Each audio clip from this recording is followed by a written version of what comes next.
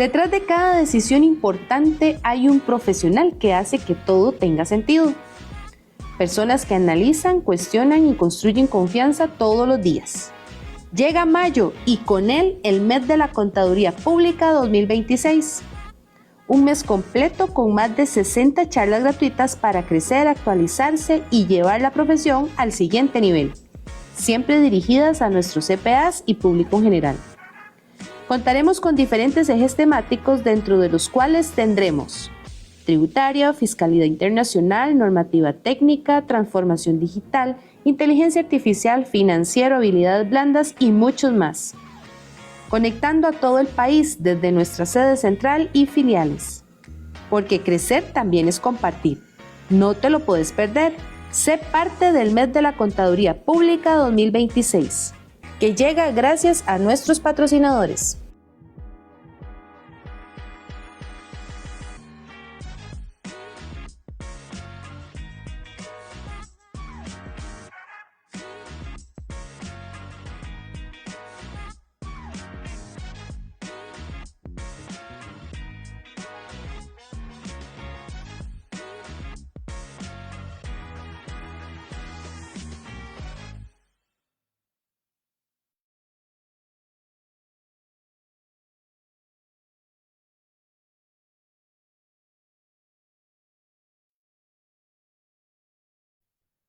Muy buenos días, muchas gracias, bienvenidos y bienvenidas a esta última charla del mes de la contaduría. El día de hoy concluimos con una agenda llena de aprendizaje, actualización y crecimiento profesional.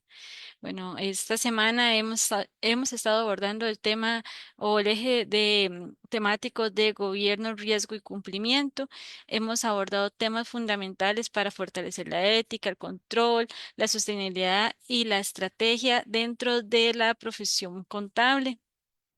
Bueno, antes de continuar con la charla y darle paso a la expositora que tenemos el día de hoy, queremos darle la bienvenida a los patrocinadores que han hecho posible el mes de la contaduría pública. Muchas gracias a todos ustedes por apoyar al colegio, por apoyar a los contadores con sus patrocinios. En la categoría platino tenemos a S&M Soluciones Forenses, a Despacho Iguay, a Despacho Jenkins Edinson y compañía, a Despacho Gómez Turán, a Innova Seguros, a Cyberfull, Despacho KPMG, HICO SAP, Sicai Consulting, Despacho Baker Tilly, Despacho Moore, Procom, el Despacho TGS, Corporación Millennium.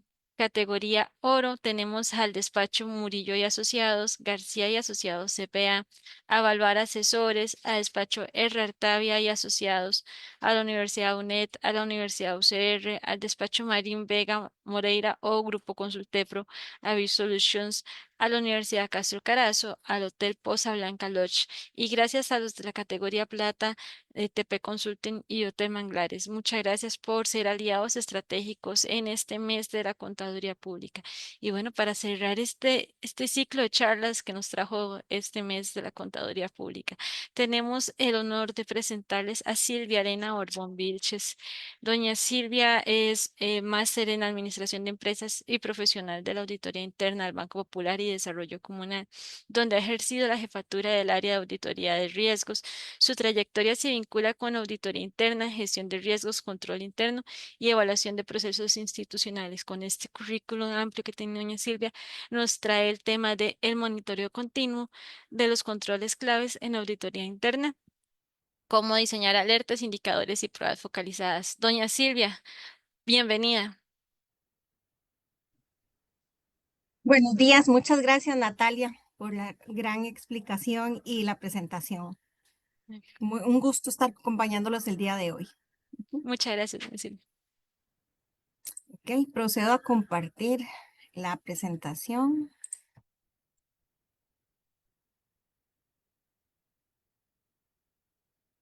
Ok, me dicen si la están observando.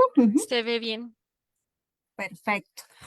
Bueno, buenos días para todos. Espero que estas semanas y este mes de la Contaduría Pública pues haya sido de un gran agrado para ustedes. Es un ejercicio que el colegio está haciendo para que todos los profesionales pues tengamos esa actualización que es tan necesaria en estos tiempos. Bueno, en este caso, les presento el tema del monitoreo continuo de los controles claves en la auditoría interna y elementos de práctica de cómo diseñar alertas, indicadores y pruebas focalizadas, perdón. Bueno, soy licenciada en finanzas del Instituto Tecnológico, especialista en gestión de riesgos, gobierno corporativo, compliance, auditoría interna, auditoría forense. Para entrar en materia,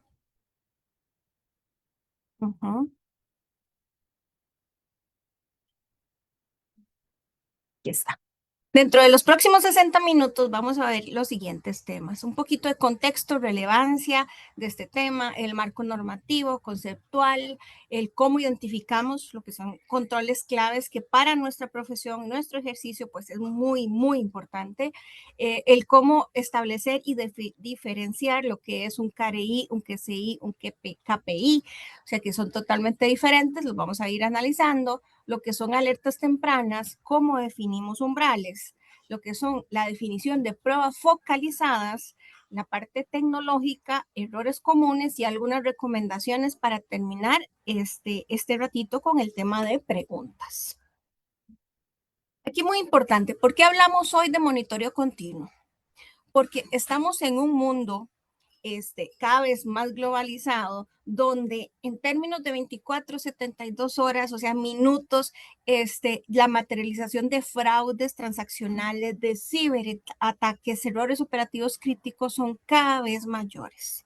Entonces, esto nos lleva a que en nuestra práctica seamos cada vez más continuos en nuestras revisiones y en ese seguimiento que tenemos que realizar a lo que son controles claves.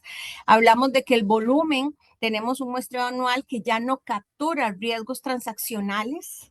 Es una regulación dependiendo del sector en el que estemos, pero que cada vez es más continua en cuanto a incluir temas de riesgo y de monitoreo continuo. Una tecnología que tenemos que ponerla al servicio de nuestra profesión, con datos en tiempo real que cambiaron totalmente nuestro estándar profesional, donde teníamos de repente un poquito más de tiempo. Ahora no, ahora tenemos que trabajar con datos en tiempo real. Grupos de interés, que tenemos comités, juntas directivas, consejos de administración, que demandan cada vez más información oportuna, más al día a día. Por lo que es conveniente distinguir lo que es un monitoreo continuo, la auditoría continua y el aseguramiento continuo. ¿Okay? Porque hablamos de un monitoreo continuo, que eso típicamente es función de la administración o lo que se llama la primera línea, ¿verdad? Donde es la vigilancia operativa de primera y segunda línea para mantener los controles en funcionamiento. Ahora tenemos la auditoría continua desde el rol de auditoría interna como una evaluación independiente, oportuna, que busca básicamente la efectividad de los controles y su monitoreo y de su monitoreo. O sea, aquí necesitamos tener evidencia de que los controles críticos están siendo efectivos en la detección de los elementos que tienen que detectar. El aseguramiento continuo, pues bueno, es el comité de auditoría que necesita el conjunto de evidencia y conclusiones que sostienen una opinión oportuna sobre el control interno o sobre el sistema de control interno completo de la entidad. Y hoy por hoy ya tenemos lo que son las NOGAI, que sé que las han venido estudiando en las otras charlas y exposiciones, donde hablamos, bueno, son las normas globales de auditoría interna que entran en vigor desde enero del año pasado, donde unifican y modifican la práctica profesional. Y el fondo o el objetivo base de estas normas, ¿verdad? Tiene que ver con la creación de valor. Énfasis en el rol estratégico que tenemos las auditorías internas. ¿Para qué? Para proteger, sostener el valor de las organizaciones. Y este es un punto que de la charla quiero que se dejen en su memoria. O sea, las auditorías internas estamos para crear valor y cada vez más convertirnos en esos socios estratégicos de la entidad. Tenemos pues 3 exigencias para monitoreo continuo: la planificación basada en riesgos, que tiene un ajuste cada vez más dinámico ante nuevos hallazgos producto de este monitoreo continuo, un seguimiento sistemático al estado de los controles y a las recomendaciones que se emiten, y un aseguramiento de la calidad de forma continua para el desempeño de la misma auditoría. Dentro de los 3 pilares internacionales donde se engloba toda esta materia, tenemos la ISO 31000, versión 2018, que este es el marco conceptual para la gestión del riesgo de cualquier entidad. Habla, el seguimiento y la revisión son etapas explícitas del proceso de gestión de riesgos. Y esto es clave porque no es solo establecer una identificación de riesgos y sus controles inicial y ahí murió. No, esto es que tiene que mantenerse de manera continua un seguimiento y una revisión constante para garantizar que pues la calidad del diseño y los resultados de esta gestión del riesgo. Luego tenemos el marco COSO RM 2017, que aquí vamos a un marco integrado de control, donde integra básicamente la gestión de riesgos de las normas ISO y otras normas y lo amarra con el concepto de control interno. Distingue evaluaciones continuas integradas en los procesos y evaluaciones independientes periódicas. Y un punto importante es que ambas se combinan. Y luego tenemos, como hablábamos, los estándares, la NOGAI, vigentes desde enero 25, donde exigen cada vez más una planificación más dinámica, basada en riesgos. Y esto es clave, porque ya nos quitamos el chip de la vieja manera de hacer auditoría. Ahora es basada en riesgos y con un uso de tecnología y análisis de datos cada vez más profundo, cada vez más continuo. Es sumamente necesaria la tecnología para la labor que realizamos con el fin de que, como hablábamos antes, de esa creación de valor, de esa protección del valor de las instituciones en las cuales laboramos. Y aquí me lleva una gran pregunta. ¿Qué hace que un control sea clave? ¿Verdad? Porque tenemos en las instituciones y en nuestros procesos N cantidad de controles a lo largo de todas las etapas de los procesos. Pero ¿qué es lo que hace que un control sea clave? Pues bueno, la definición es de aquel control que si falla, el impacto material sobre objetivos, información financiera, cumplimiento o patrimonio es clave. Aquí tenemos un impacto material, o sea, un impacto sumamente importante o grave sobre estos aspectos. Y importante hacer la diferenciación de que no todo control documentado es clave. O sea, tiene que cumplir con estos atributos, estos 4 atributos que les voy a contar. Uno, que es proporcional. O sea, es decir, es un control, me está mitigando un riesgo crítico de mi identificación de riesgos críticos. ¿Sí o no? Esa es como la gran pregunta, ¿verdad? Para poder decir que ese control es clave para la entidad. Ahora, ¿es necesario? ¿Y cómo sé que el control es necesario o no? Es, si me pregunto, sin él no existe un control compensatorio suficiente. ¿Y suficiente para qué? Para evitar que se materialice el riesgo al que está ligado este control clave. Ahora, ¿es suficiente? ¿Lleva el riesgo a un nivel aceptable, solo o con pocos complementos? Y el atributo número 4, que sea trazable. Y esto es clave, porque si yo tengo un control proporcional, que sea necesario, suficiente, pero si no dejo la evidencia objetiva y reproducible de su ejecución, poco me ayuda en toda la gestión de estos riesgos y estos temas, estos controles claves. Identificarlos, tenemos 6 pasos que son relativamente sencillos y que siguiendo este orden les garantizo de que podemos tener una identificación de controles claves sumamente suficiente y razonable. Aquí tenemos como primer paso, pues, identificar mis procesos críticos. ¿Cuáles son en la entidad esos procesos críticos claves que yo necesito tener en funcionamiento, que tengo que tener planes de respuesta para estos? Estos procesos son los vinculados con valor, finanzas o cumplimiento material. Luego de identificar estos procesos críticos, bueno, tengo que hacer un mapeo de cuáles son los riesgos que están relacionados en cada etapa de estos procesos críticos y hacer una valoración inherente, ese riesgo inherente de manera inicial, para poder evaluarles luego la probabilidad de impacto para llegar a decir, ok, ¿cuáles son mis riesgos críticos? Ok, ahora esos riesgos críticos tengo que identificarles sus controles actuales. O sea, ¿cuáles son los controles que hoy por hoy tengo para mitigar esos riesgos críticos? Y es muy importante en la identificación definir si un control es preventivo, detectivo, correctivo o directivo. Luego los criterios de selección de estos controles basados en qué? Pues en materialidad, en la cobertura que me dan, en la frecuencia. Esos son elementos muy importantes para evaluar esos controles actuales. Luego, eso los vaciamos, por decirlo así, en una matriz de controles, donde tenemos el riesgo, el control, el dueño de ese control, la evidencia de su aplicación y la criticidad. Y eso es clave para poder darle trazabilidad, como veíamos antes en los atributos, ¿verdad? Que tenemos estos controles clave, controles críticos formalizados. Y como punto 6, pues una validación cruzada. O sea, consensuar con la primera y la segunda línea y tener un registro formal de estos.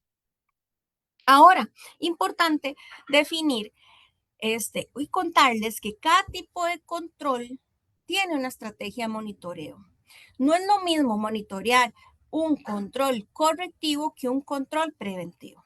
Entonces vamos a ir viendo cada uno de estos. En el caso de preventivo, ¿qué es? Finalmente es un control que actúa, como dice la palabra, previene, o sea, actúa antes de que me suceda o se materialice un riesgo, un evento de pérdida, me previene.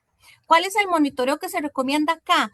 Pues intentos de penetración, de bypass, excepciones de aprobación, es el monitoreo que se les recomienda. Ahora, tenemos controles detectivos, que estos son los que ya me detectan, me identifican cuando un evento se me materializó. Acá es el monitoreo que aquí se recomienda, es de cobertura y seguimiento de las excepciones, para ver si hay algo que nos llama la atención. Ahora tenemos los controles correctivos, que son aquellos que restablecen la condición esperada, es decir, me corrigen lo que está pasando. Y aquí el monitoreo recomendado son tiempos de cierre y reincidencias. Y terminamos con el control directivo, que esto es un control que orienta el comportamiento, ¿verdad? Más que detectar o demás, sino que más bien está ligado al preventivo porque me orienta a que un comportamiento sea de cierta manera. Y aquí el monitoreo que se recomienda básicamente es el cumplimiento de las políticas así definidas. Ahora, ¿cuál es la arquitectura que deberíamos trabajar en el diseño de ese monitoreo continuo? Pues deberíamos contar con al menos 6 capas para diseñarlos de manera adecuada. Obviamente el tema de la gobernanza. Sabemos que al definir gobernanza tenemos un gran porcentaje ganado. Y en la gobernanza acá tenemos que definir la política, el dueño, un comité donde se rindan cuentas y las métricas del propio sistema de monitoreo. Importante también definir las alertas. Y aquí hablamos de notificaciones con destinatarios de esos controles, los SLAs y un mecanismo de escalamiento. ¿Y qué significa esto? Pues básicamente es que si a mí una alerta se me dispara, yo tengo que saber qué hacer. Y ese es el mecanismo de escalamiento. O sea, esto, si se dispara tal alerta en tal nivel, tengo que hacer A, tengo que hacer B o tengo que hacer C. Y aquí lo comunico. Reglas y umbrales, que aquí hablamos de criterios técnicos para detectar excepciones. La transformación, que es clave hacer una limpieza, una normalización, una verificación de la calidad del dato con el que vamos a contar para realizar este monitoreo continuo. Una extracción por medio de rutinas automatizadas que capturen datos relevantes, que nos sirvan para realizar este monitoreo, que sea un monitoreo efectivo y eficiente. Las fuentes de los datos pues aquí tenerlas identificadas, sistemas transaccionales, logs, planillas, temas documentales, pero tener claramente identificadas cuáles van a ser nuestras fuentes de datos. Ahora, hablamos de cuáles son los indicadores que deberíamos tener definidos. Y aquí me gusta detenerme un ratito para que les quede claro cuál es la diferencia entre cada uno de ellos. Tenemos los KRIs, que son los que llamamos indicadores de riesgo, que estos son indicadores que lo que miden es qué tan expuesto estoy a un riesgo. Finalmente me anticipa cuando un riesgo se me está acercando a su límite, cuando se me está acercando a ese umbral definido. ¿Ok? Y aquí tenemos como ejemplo la concentración de cartera por sector económico. Este es un ejemplo típico de un indicador de riesgo. Ahora tenemos los indicadores de control, los KCIs, que aquí lo que me mide es la efectividad operativa de ese control que es clave. Responde a una gran pregunta. ¿El control opera como se diseñó o no? ¿Verdad? Como les dice, mide la efectividad de ese control. Tenemos como un ejemplo la tasa de excepciones en conciliaciones de cierre. Ahora tenemos lo que es los KPIs o los indicadores de desempeño. Estos miden propiamente el desempeño de un proceso y su deterioro, si es un indicador que se me viene deteriorando, sí puede ser un síntoma de que un control se me viene debilitando. Entonces, esto es una fuente de información clave para nuestros monitoreos. Y un ejemplo de estos indicadores son los tiempos de respuesta, la rotación de personal. Ahora, es clave para estos indicadores el definirlos o construirlos de la mejor manera posible. Porque ¿cuántos casos hemos visto en nuestras instituciones, en nuestras organizaciones a lo largo de nuestra vida profesional, de aquella batería de indicadores gigantesca que cuando yo los voy a tratar de entender o de aplicar o de medir, utilizar para una medición, no me dan nada, no me sirven, no son reportables, no son reproducibles, no son relevantes? Pues para evitar caer en esa batería gigantesca de indicadores que no nos funcionan, tenemos que aplicar lo que ya la mayoría conocemos de lo que es el criterio SMART más R, como le digo yo, que sería específico, tiene que describir sin ambigüedad qué es lo que estoy midiendo, o sea, tiene que ser algo claro que me diga con solo leer el nombre del indicador qué es lo que yo mido acá. Tiene que ser medible, es decir, una unidad cuantitativa clara. Y este es uno de los puntos donde vemos muchos errores, ¿verdad? A la hora de poner un indicador, no se puede medir claramente.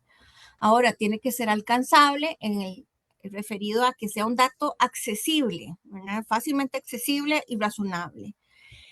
Temporal, tiene que tener una periodicidad, una frecuencia definida, una periodicidad definida, tiene que ser reproducible, o sea, el mismo dato, mismo resultado. O sea, si yo hago un recálculo del indicador, pues tengo que llegar a ese mismo resultado que me están reportando.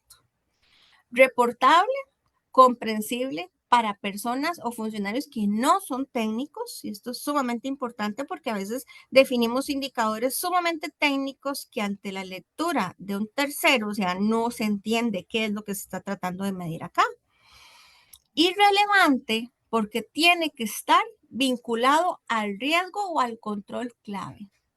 Y esto es lo que les decía, es importantísimo para no tener baterías de indicadores que no me sirven de nada solo para ahogar a la institución o al proceso en información que no me va a servir. Tiene que estar vinculado al riesgo o al control clave. Esto es sumamente importante. Ahora, hablamos de que deberíamos contar con una ficha técnica o un listado de elementos para esos indicadores que les da fortaleza y les da formalidad, digámoslo de esta manera.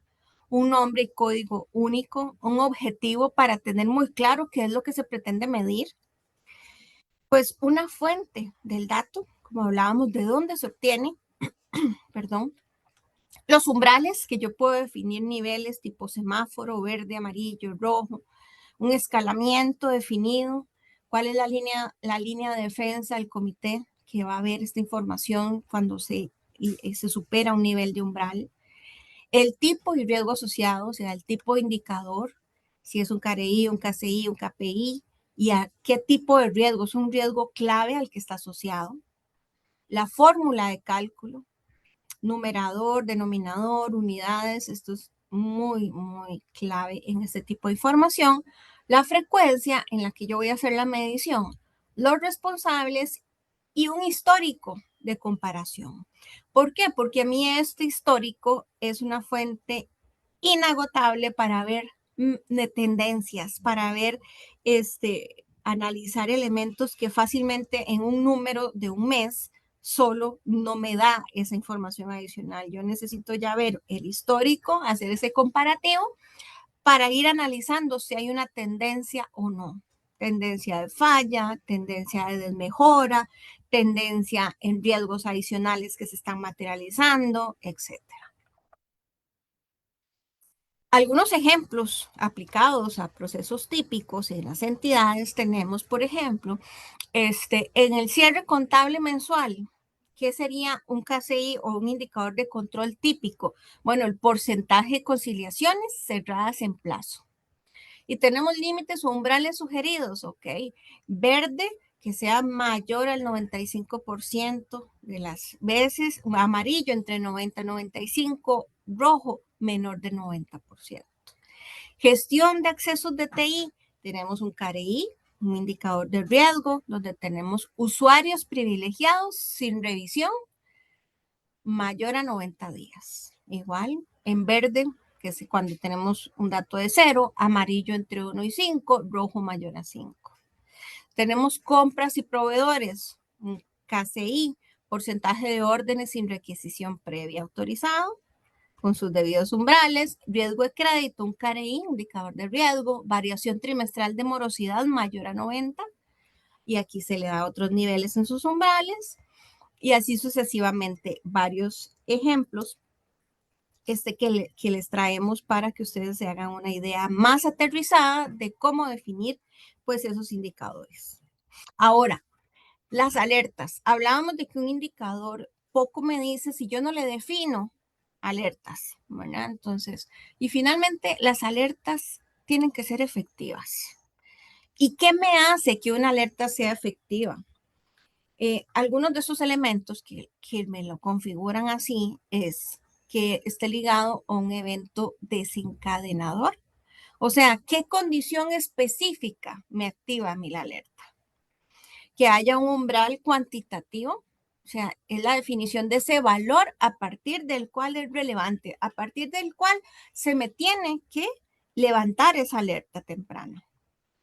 Un nivel de severidad, si esa alerta va a ser en cierto nivel, va a ser informativa, baja, media, alta o crítica, porque de eso va a depender el qué se va a hacer cuando se dispara una alerta temprana. Destinatarios primarios, aquí estamos hablando de a quién se le debe notificar de manera inmediata. Luego, los SLA de respuesta o niveles de servicio, el tiempo para acusar, analizar, resolver, eso tiene que quedar definitivamente definido. El esquema de escalamiento, ¿a quién le voy a reportar si no se atiende un SLA? ¿A quién le tengo que reportar si no se atiende si no se atiende una alerta? Y un cierre y trazabilidad donde se me documenta la decisión que se tomé ante el disparo de una alerta temprana y cuál fue esa causa raíz. Luego, para tener una definición o un enfoque de semáforo, para tener respuestas proporcionales ante un disparo de una alerta, porque aquí no es empezar a disparar alertas por dispararlas, sino tiene que haber una lógica para obtener una respuesta que sea proporcional a lo que yo estoy midiendo con esa alerta temprana.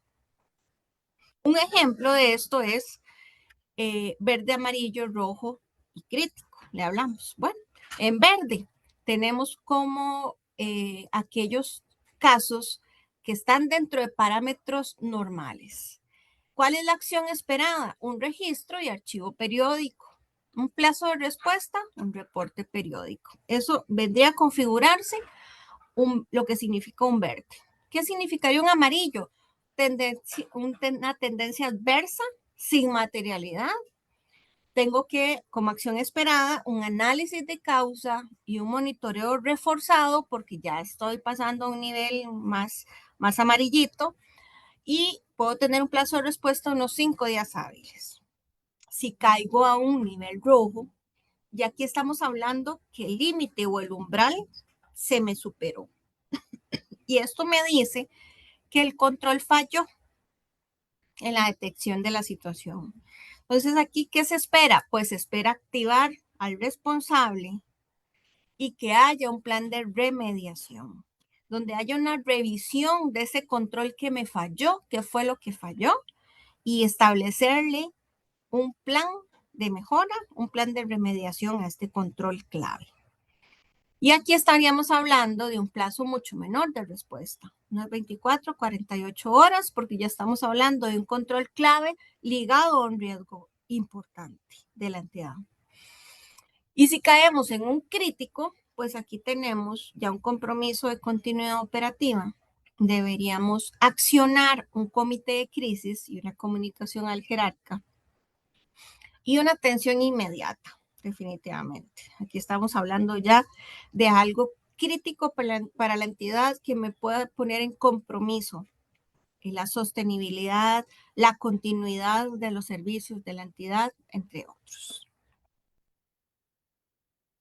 Muy importante en la definición de estos umbrales. Los umbrales no se inventan. Esto es muy importante que se lo lleven. No se inventan, se calibran, se definen utilizando técnicas, ¿ok?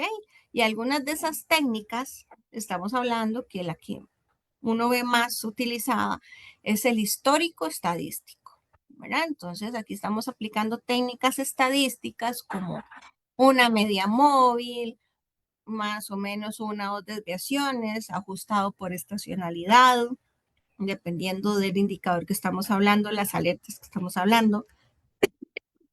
Perdón.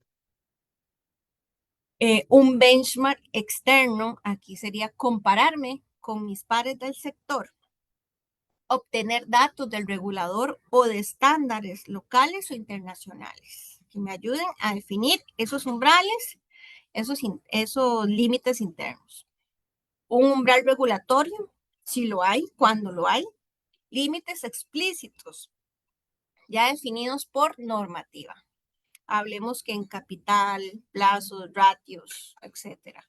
Ya que hay normativas en sectores regulados, típicamente tenemos ya límites explícitos, así definidos en las normas, que esto nos sirve para calibrar estos umbrales. Apetito y tolerancia, los cuales son definidos formalmente por la junta directiva o el jerarca. Y se transforma en qué es lo aceptable para mí, junta directiva o jerarca. ¿Qué es lo que yo estoy dispuesto a aceptar? Eso se convierte en mi umbral. Esos son métodos que tienen que utilizarse de manera combinada para garantizar que yo mis umbrales o mis límites de estas alertas que le tengo ligado a un indicador clave estén debidamente definidos. ¿Qué hace que una prueba sea focalizada? Ahora, luego que ya vimos la importancia de que se definan procesos críticos, de estos procesos críticos, riesgos críticos, controles claves o críticos y a estos indicadores con sus respectivos umbrales. Ahora, para efectos nuestros de la auditoría y la auditoría continua, ¿qué pasa? ¿Qué tenemos que definir para poder concentrar esfuerzos? ¿Verdad? Aquí estamos hablando de pruebas focalizadas, que la idea es que concentre el esfuerzo en operaciones, en periodos o áreas donde el riesgo de errores o de fraude es mayor, ¿verdad? Y aquí no estamos hablando ya de muestreos aleatorios. Aquí estamos hablando de selección dirigida por nivel de riesgo. Y aquí estamos hablando de que si yo estoy preparando una prueba focalizada es porque hay un nivel de riesgo que yo necesito ir a ver, necesito ir a probar la efectividad de ese control ahí. Entonces aquí tenemos 3 atributos claves para hacer que una prueba sea focalizada. Esa direccionalidad, es decir, se dirige a un control clave previamente identificado y no a un proceso completo. La información previa, parte de una señal. Esta señal puede ser un indicador que se disparó la alerta, una excepción, un cambio de entorno. O sea, tiene que partir de algo que se disparó y alertó. Luego, la profundidad. Estas pruebas examinan con un detalle suficiente para poder concluir finalmente la efectividad del control que yo estoy evaluando. Ahora, tenemos 5 tipos de pruebas focalizadas.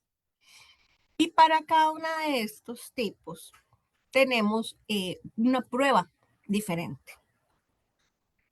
Si es reejecución, aquí sería repetir el control con los mismos insumos.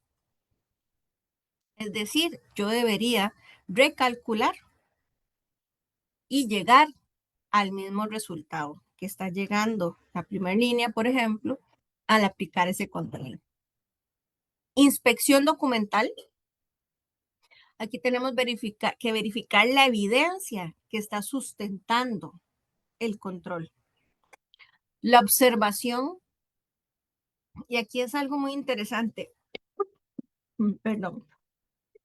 Es algo muy interesante porque es diferente observar un control a nivel de la evidencia por escrito, documental, a ir al sitio y observar su aplicación en el momento, en el día a día, en el sitio donde lo están aplicando. Ahí yo tengo información muy relevante que me da la observación y que no me da los documentos ya en frío. También tengo analíticas dirigidas, donde hablamos de datos sobre poblaciones específicas por riesgo. Y aquí estamos hablando ya de análisis no por muestras, sino de poblaciones completas, pero direccionadas a un riesgo específico. Y la otra prueba focalizada, hablamos de penetración, pruebas de penetración o bypass. Aquí el objetivo es verificar si el control puede ser eludido. Y aquí estas pruebas son muy típicas en temas de ciberseguridad, por ejemplo, donde hacemos pruebas como si fuéramos hackers, ¿verdad? Para intentar vulnerar los controles que tiene la entidad. Ahora, para colaborarles en este diseño, ¿cuál es la mejor manera de diseñar la prueba focalizada? Tenemos 8 pasos muy claritos. 1, el objetivo de esa prueba, que ese objetivo tiene que llevarme a concluir qué sobre qué control.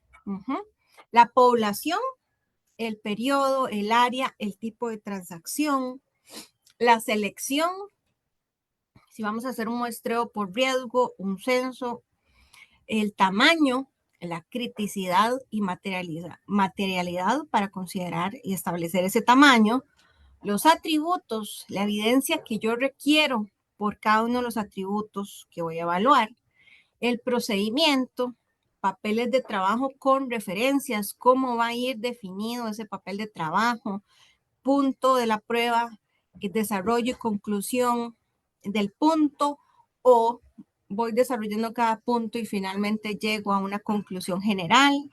Ya eso dependerá del tipo de prueba focalizada a la que estemos hablando. La ejecución, cada hallazgo vinculado a la transacción, y una conclusión donde esté la opinión nuestra, la recomendación y el posible plan que se tiene que realizar, aplicar, desarrollar para volver eficiente este control clave que estamos evaluando. Un caso aplicado que les traigo. Bueno, un control en etapas de aprobaciones en compras. Aquí donde articulamos un KCI, un indicador de control, una alerta y una prueba focalizada. Entonces, por ejemplo, tenemos una señal, un KCI cruza o supera un límite y cayó en nivel amarillo en el semáforo. ¿Ok? Es el porcentaje de órdenes sin requisición autorizada pasa de 0.8% a 2.4% en 3 meses. Aquí ya estamos viendo un incremento sustancial en este porcentaje en estos 3 meses. El sistema dispara una alerta amarilla. ¿A quién? Pues al dueño del proceso y a la auditoría. Ok, aquí tenemos una respuesta donde hay una prueba focalizada que se activa, donde la auditoría selecciona el 100% de las excepciones del trimestre y hace una revisión de estas entrevistas y demás para entender qué fue lo que o qué es lo que está ocurriendo que se me esté disparando este indicador. Y un cierre donde llego a un hallazgo, un análisis de causa raíz y una recomendación o un plan con plazo, donde hay cambio en parámetros del sistema sin actualización del control, por ejemplo. Y tenemos que definir entonces un plan con plazos. Aquí ya en la práctica profesional tenemos un elemento cada vez más cercano a nosotros en el día a día, como es la tecnología, inteligencia artificial, análisis de datos, cada vez más cercano y más fácil, lo tenemos cada vez más a la mano. Entonces tenemos que utilizarla porque es lo que nos ayuda en esta práctica profesional. Las capacidades tecnológicas nos dan una lectura controlada a bases transaccionales, nos da extracción periódica automatizada y reproducible, una analítica y visualización por medio de Power BI, ACL, el sistema, y le incluyo aquí el tema de inteligencia, las aplicaciones de inteligencia artificial, repositorio centralizado de papeles de trabajo, reglas configurables que me disparen alertas, seguridad y confidencialidad del dato. ¿Y cuáles son los errores que tenemos que evitar y que desgraciadamente tienden a ser frecuentes? Demasiadas alertas, y esto me genera tanto a las primeras líneas como a la auditoría una fatiga y una desconfianza de esa alerta que se definió y de ese indicador que se definió. Umbrales sin sustento estadístico. Esto es otro error típico que debemos evitar. Indicadores sin formalidad, es decir, sin todos los elementos que vimos, y nada más un nombre, un indicador por ahí. No, eso no nos sirve, caemos en un error. Alertas sin destinatario específico ni mecanismos de escalamiento, es un poco lo que hablábamos, se me disparó una alerta, nada pasa porque no le llega a nadie, no hay un mecanismo de escalamiento, terrible. Pruebas sin documento de planificación previa, no podemos irnos de una a aplicar una prueba si yo no planifico con los pasos que veíamos antes para obtener el mejor resultado posible. Yo necesito planificar de manera previa. Y un error frecuente es no medir el propio desempeño del monitoreo que estamos realizando. Necesitamos ir dándole una evidencia de que ese monitoreo que estamos realizando está siendo efectivo y eficiente. Y para cerrar, me gusta siempre dejarles unas recomendaciones, ¿verdad? Que sean muy aprovechables por todos ustedes en la práctica del día a día. Y una es, empiece pequeño. 3 o 5 controles clave bien monitoreados valen más que un sistema integral que nunca arranca. Y les digo desde la experiencia, o sea, 3 controles bien monitoreados me da una información clave que me está dando también un tema de confianza en mi sistema monitoreo, está dando una señal también de confianza a la administración de que lo que está haciendo la auditoría está agregando valor y está ayudando a proteger el valor de la entidad. 2, documente con disciplina. Cada indicador con su ficha, cada alerta con procedimiento, cada prueba con papel de trabajo. No dejemos nada al azar, no dejemos nada a la memoria de un funcionario. No, documentémoslo. Construyamos alianzas. ¿Con quiénes? Pues con las otras líneas, con riesgos, con cumplimiento, con control interno, con las TIs, con contabilidad. ¿Por qué? Porque estos tienen piezas indispensables en este rompecabezas que queremos finalmente construir, que es el crear valor y el asegurarle el valor a la entidad. Reporte con valor, tendencias, excepciones materiales, recomendaciones que sean accionables, que yo pueda, organización, llevar a la práctica, no un tema de volumen. 5, invierta en formación. ¿En qué? En analítica, regulación, práctica profesional, evolucionan, es un aprendizaje constante, es esto que nos da la oportunidad de un colegio, o sea, aprovechar este tipo de herramientas para mantenernos actualizados constantemente. Cuidando la independencia. Aquí, acceso a datos, no de nunca comprometer la objetividad de la auditoría. Aquí siempre, eso es un principio base en nuestra profesión. Tenemos que cuidar nuestra independencia en todas las labores que realizamos. Y aprovechemos el colegio, como les decía. Este programa GRC es una plataforma buenísima, súper eficiente para compartir prácticas y consolidar estos criterios que finalmente cada uno de nosotros necesitamos en este día a día. Y como mensaje final, quiero dejarles el siguiente tema, de la verificación retrospectiva a la vigilancia anticipatoria. Este es el salto profesional que el monitoreo continuo de los controles claves nos invita a dar como contadores, como auditores. Aquí finalmente es pasar de nuestro rol antiguo de venir y revisar lo que ya pasó a hacer vigilancia, lo que se llama una vigilancia prospectiva, una vigilancia que previene que se materialicen riesgos claves en la entidad. Y un gusto haberlos acompañado. Muchas gracias. Si tienen preguntas, con mucho gusto. Muchísimas gracias, doña Silvia. Estaba revisando aquí en Facebook. Por el momento no hay consultas. Sí tiene muchos agradecimientos, felicitaciones de que excelente exposición. Pero consultas no. Sin embargo, esta charla queda aquí en Facebook por unos meses y en YouTube queda de manera permanente. Si ustedes están viendo esta charla posterior y tienen alguna duda, nos la hacen llegar a nosotros al correo desarrollo.profesional@ccpa.or.cr y nosotros la escalamos hacia doña Silvia para que doña Silvia dé respuesta. Entonces, por ahí siempre van a tener esa opción de hacer las consultas. Claro, con mucho gusto. Aquí seguimos a la orden. Muchísimas gracias, doña Silvia. Bueno, y antes de finalizar, queremos agradecer profundamente a todas las personas que hicieron posible el mes de la Contaduría Pública. Bueno, doña Silvia, tenemos un agradecimiento especial a usted por ser nuestra última expositora, por compartir sus conocimientos y experiencias en esta última charla. También aprovechar para agradecer a cada uno de los profesionales y expositores que a lo largo de todas estas semanas aportaron valor, aprendizaje y reflexión a la profesión contable.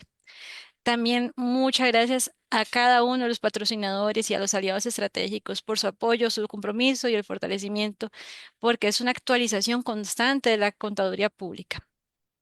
Y por supuesto, muchas gracias a todas las personas que nos han acompañado a cada actividad, ya sea de manera virtual o presencial. La participación de ustedes y el entusiasmo que aportan al colegio son el motor que da sentido a todo este tipo de espacios que el colegio promueve para todos ustedes. Y pues ya con esto damos el cierre oficial al mes de la Contaduría Pública. En la parte de charlas, esperamos que cada charla realmente haya dejado herramientas, ideas, motivación y que sigan creciendo con la profesión contable. Muchísimas gracias. Nos vemos en el mes de la Contaduría del 2027. Que pasen un muy lindo día. Muchas gracias. Hasta luego. Hasta luego. Muchas gracias.